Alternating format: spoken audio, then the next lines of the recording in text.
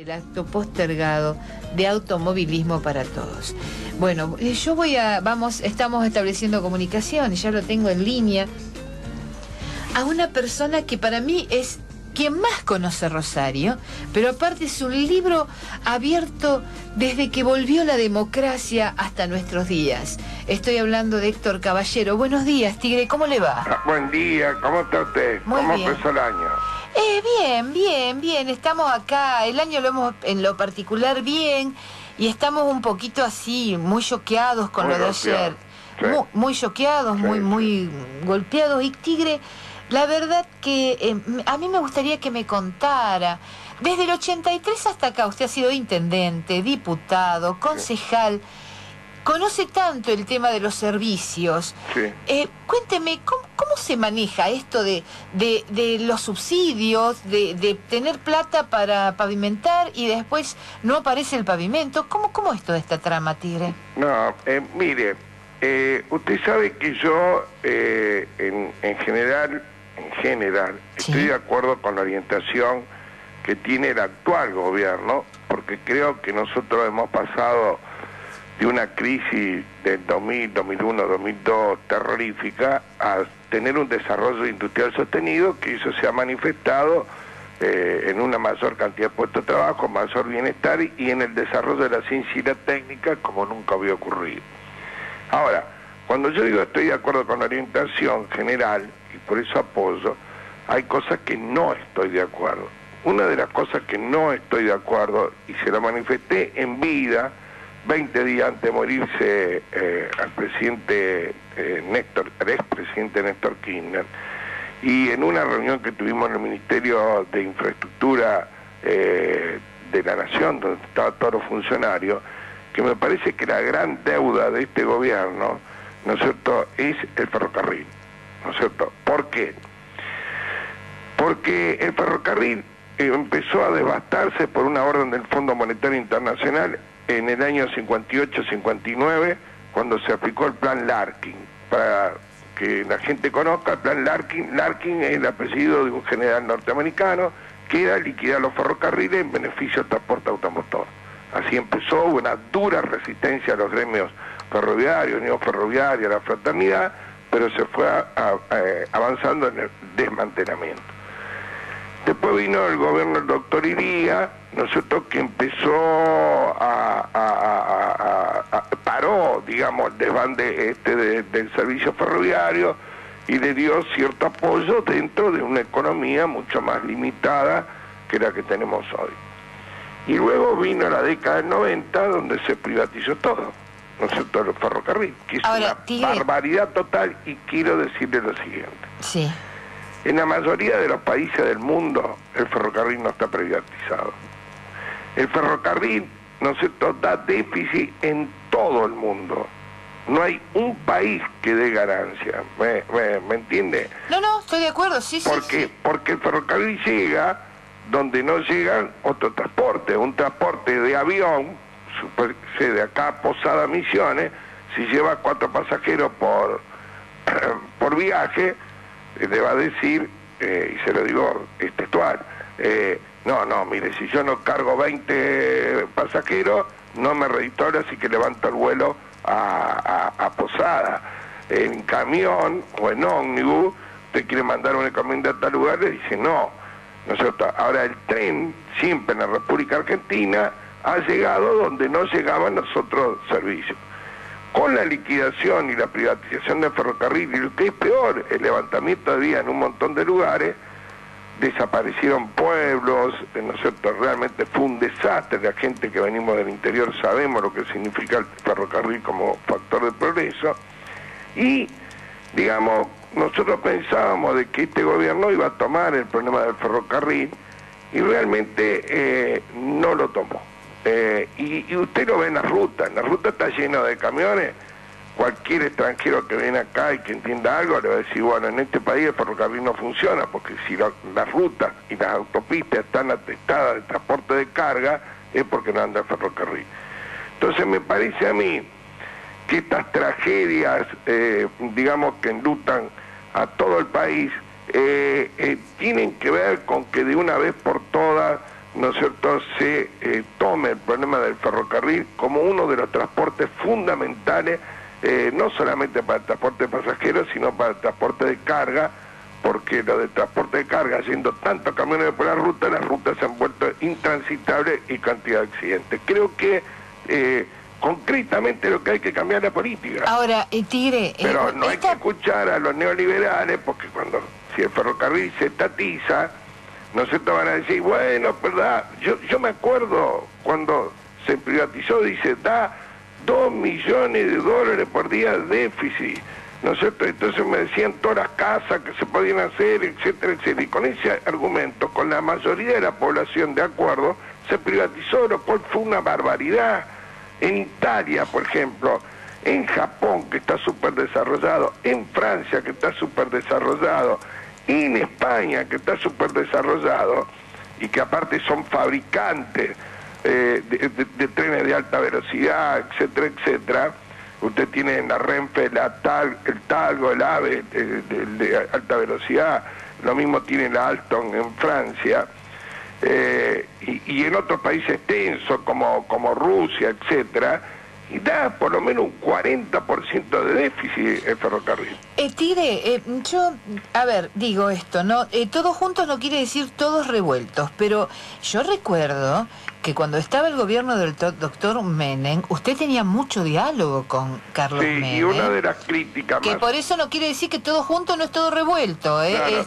Claro, todas las críticas que yo hice, que fueron públicas por otra parte, como intendente y como dirigente político. Cuando salió la privatización de los ferrocarriles, yo fui tapa en todos los diarios de Buenos Aires, como cuando fue el indulto, repudiando la medida. ¿Es verdad? Repudiando la medida. Inclusive me acuerdo Bernardo Neustadt dijo, bueno, asumió un nuevo intendente Rosario, dice que es socialista y dijo que está en contra del indulto, que Videla, Viola y Maceda deberían podrirse en la cárcel, ¿no es cierto? Y además está en contra de la privatización de ferrocarril. Y hizo un gesto como diciendo, está loco. Nunca me voy a olvidar. No me digas, ay, no la sabía esa anécdota. Bernardo Neustadt, sí, yo había sido tapa en el diario Sur, que existía en aquel entonces, un diario Sur, que acá estaba Lalo Pucio de representante, a nivel nacional el director era Oscar González, etcétera, y en varios diarios más, porque fueron declaraciones muy fuertes para aquella oportunidad. Y sigo sosteniendo lo mismo. Yo no estoy de acuerdo con los subsidios que le dan a esa empresa. Yo prefiero que lo administre el Estado con alguna composición distinta al Estado tradicional que conocemos, sino que participe en alguna de las organizaciones, tanto empresarias como de trabajadores, en la cogestión de tal manera, ¿no es cierto?, que no sea el Estado burocrático el que lo analice, sino que intervengan también las fuerzas de la producción y del trabajo en la administración. Pero da pérdida. Esto es lo primero que nosotros tenemos que tener. Es lo mismo que la línea argentina. Usted va a escuchar en este momento, porque hay gente que opina según dónde está ubicado como opositor o como oficialista. Yo opino como argentino. Entonces, por ejemplo, dice, Aerolínea da pérdida, Aerolínea hay que privatizarla. No, Aerolínea va a seguir dando pérdida y tenemos que seguir bancando nada. Si nosotros, seguro que un vuelo a Ushuaia o a Río Grande le va a dar pérdida. Pero... O un vuelo, qué sé yo, a Comodoro Rivadavia, etcétera. Yo le pregunto, la gente que se fue a vivir ahí, ¿cómo se comunica con el resto del país? Pero Tigre, ¿sabe una cosa? Esto se lo digo como ciudadana, sí, ¿no? Que también yo creo que los comunicadores por ahí tenemos alguna responsabilidad de omisión en muchísimos casos, ¿eh? Hay que también ponerse el saco de la responsabilidad. Pero por ahí uno dice, cuando se privatizaba lo que resultó fueron obreros con retiros voluntarios despedidos pidiendo por la calle, sindicalistas millonarios, multimillonarios. Y uno dice aerolíneas. Bueno, pero déjeme terminar, yo le doy la palabra porque usted es el entrevistado. Yo digo, si el servicio funciona, lo mantiene el Estado, y hay que dar subsidios, pero que el subsidio sea invertido en el servicio y no que terminen funcionarios o empresarios que andaban en chancleta en un Audi. Bueno, Ese es el por problema, eso le digo, pero el problema es más complejo. Acá seguro. Les voy a explicar por qué. Porque cuando Menem se tomó esta decisión, lo apoyó la mayoría del pueblo argentino, los que defendíamos el ferrocarril. Mire, yo me peleé con el peluquero que me cortaba el pelo hace 20 años. ¿No es cierto? Porque mientras me cortaba el pelo y yo defendía los ferrocarriles y él defendía la privatización, me terminó diciendo que le parecía que yo era inteligente y era un bruto, porque si perdíamos $2 millones por día, ¿no es cierto?, lo que había que hacer era regalarlo y se terminó. Y esto era lo que pensaba la mayoría del pueblo argentino. Y los que defendíamos los ferrocarriles, nosotros nos hemos formado en mi juventud, leyéndolo a Scalabrini y Ortiz, a todos los que defendieron los ferrocarriles argentinos y los seguimos defendiendo. Entonces, yo no estuve de acuerdo con aquello, por eso salí públicamente. Mire, yo la primera vez que estuve preso fue en el mes de mayo de 1961, que la pasé muy mal, ¿no es cierto?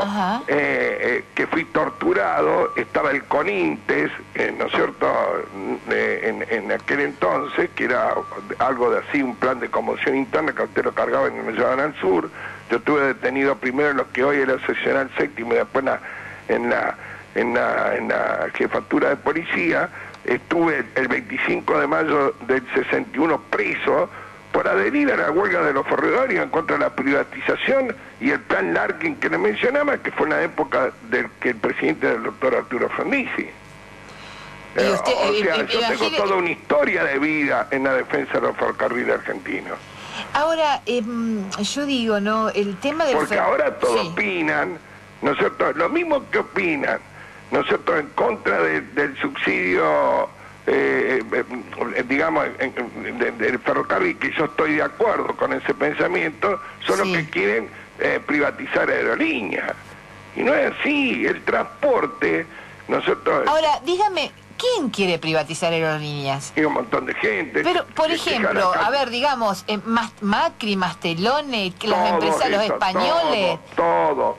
¿Qué quieren hacer estamos negocio? Regalando la plata porque se le están poniendo 2.000 millones de pesos al año. Y es verdad, no sé si será 2.000 millones, no sé si me explicó. Pero le digo, pero es verdad, ¿qué quieren que dé ganancia? No da ganancia. Si usted quiere conectar el país tan extenso como nosotros, no le puede cobrar la misma tarifa, ¿no es cierto?, de Buenos Aires a Rosario, que hay 300 kilómetros, a Buenos Aires Ushuaia, que hay 3.500, no le puede aplicar el mismo concepto de tarifa. No, pero absolutamente el Estado, para asegurar su integridad territorial y su cohesión nacional y social, lo que tiene que hacer es, a mayor kilometraje, cobrarle menos, que es todo lo contrario, ¿no es cierto?, de lo comercial.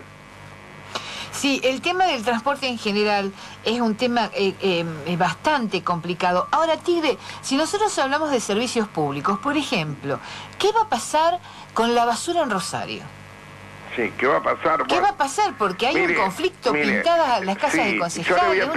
Yo le voy a explicar en 2 minutos.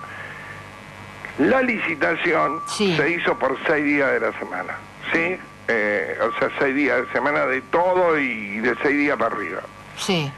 Y se le dio una opción, ¿no es cierto?, que una empresa Vega, brasileña, ¿no es cierto?, optó en el sector que actualmente tiene CLIVA otorgado, ¿no es cierto? Entonces pasa una cantidad de dinero, pero para siempre hace los 6 días por semana, ¿está claro? Pero 3 días hace lo que es basura orgánica, en los lugares donde se separa, y 3 días basura inorgánica. ¿Está? Bien. Entonces, yo lo que estoy estudiando en este momento es lo siguiente, y el Ejecutivo, estamos pidiendo un informe, que nos informen nosotros acerca de cómo fueron las ofertas. Porque si una empresa ofertó por recoger los 6 días por la semana y la otra ofertó por 3 días, por eso hay una diferencia de 400 millones de pesos, ¿no es cierto? No es que una empresa y la otra. Entonces yo quiero ver el proceso licitatorio y estamos pidiendo con la concejala Fernanda Giuliani un pedido de informe urgente antes que se adjudique, si esa diferencia se debe a que uno planteó 6 días y el otro planteó 3 días a la semana. ¿Usted me entiende? Perdón, tienen que verlo antes que se adjudiquen. Bueno, tienen que mandarlo luego. Teóricamente, jurídicamente, Sí. Jurídicamente, de acuerdo a lo que dice la ley, a nosotros no nos corresponde como consejo, porque quien hace el proceso de adjudicación es el Departamento Ejecutivo Municipal. Entonces nosotros estamos pidiendo a raíz de lo que se planteó, porque yo no creo que sean tan tontorotos de pasar una diferencia de 400 millones de pesos. Yo lo que sospecho, le aclaro, porque no tengo los informes, que uno ha presentado por 6 días por semana y el otro ha presentado por 3 días, y por eso es tan grande la diferencia de oferta económica. Y yo no estoy defendiendo a ninguna de las dos empresas, no sé si está claro. Lo que no quisiera es ver con 3 días a la semana, como todo el mundo está planteando, porque eso sí sería una barbaridad. Acá hay que defender los intereses de la gente de Rosario. Así es. Si esto no es si es Cliva, si es Luján Ingalinelo, si es Héctor Caballero. Y además por un problema de transparencia. Exactamente. Por un problema de transparencia. Si uno ofertó por 6 días, el otro por 3 días, hermano, después no vengan algunos comunicadores a decir hay 400 millones, quedársela, 400 millones. Yo lo estoy escuchando, le digo, está bien. Yo agarré a algún periodista al aire y le dije, bueno, está bien, ¿usted sabe cuánto, si uno hizo la propuesta por los 6 días, el otro por 3, se quedan blancos, no dicen nada? Entonces no hay que repetir las cosas por repetir. Yo estoy pidiendo el informe y le digo, ya que tengo una relación muy buena siempre con ustedes, digo, cómo no. Me adelanto a decirle, ¿no es cierto?, que yo tengo una sospecha, y por eso hago el pedido de informe, de que la propuesta una es por 3 días y el otro por 6 días. Entonces eso sí sería para anularlo y volver a llamar a licitación, porque entonces seguro que una empresa, ¿no es cierto?, y no quisiera sospechar de que esa empresa nueva que viene, ¿no es cierto?, estaba informada de eso, ¿no es cierto?, y por eso hizo esa propuesta, ¿no? ¿Su relación con Mónica Fein qué tal es?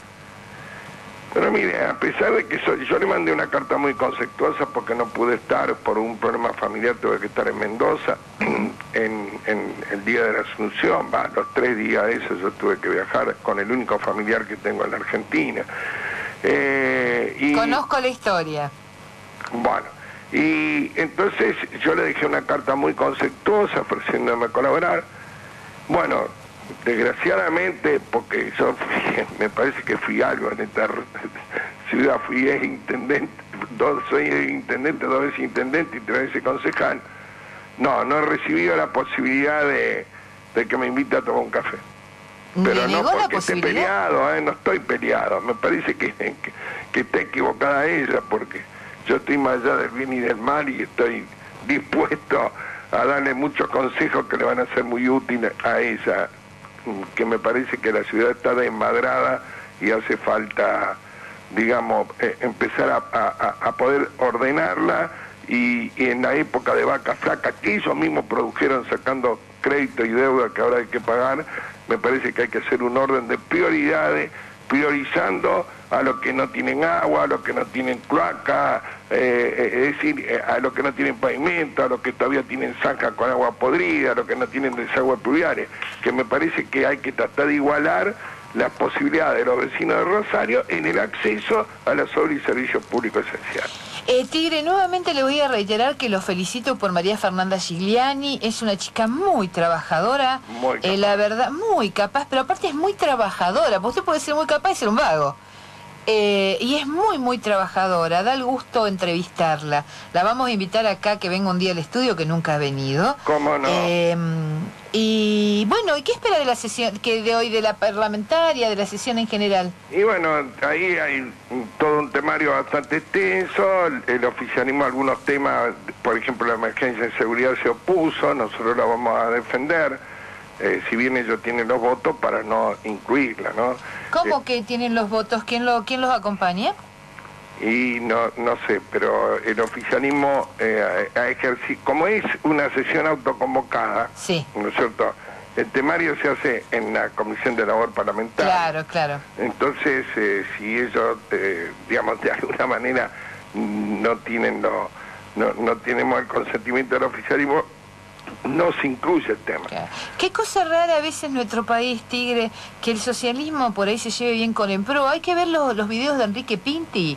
Se lo recomiendo. ¿Cómo no? Donde dice que este país, es decir, los peronistas estaban en contra de los comunistas arreglaban con el radicalismo, los socialistas con lo del PRO. La verdad que es un país, somos bastante complicados. Bueno, primero que planteó que se había constituido una nueva mayoría, porque el resultado electoral fue de que habían perdido la mayoría del oficialismo, claro, que se quedó con 5 votos. Ahora, todas las votaciones en oposición estamos perdiendo 15-7. ¿Cómo me explica usted eso? No, es inexplicable. Tigre, lo veo más tarde. Hoy vamos a tener una sesión larga en el Consejo. Exactamente. Bueno, un placer siempre hablar con usted. Igualmente, muchísimas gracias. Gracias, Tigre. Usted está escuchando Radio Gran Rosario, 88.9. La de mayor alcance, la más profesional, la de mayor audiencia. Radio Gran Rosario.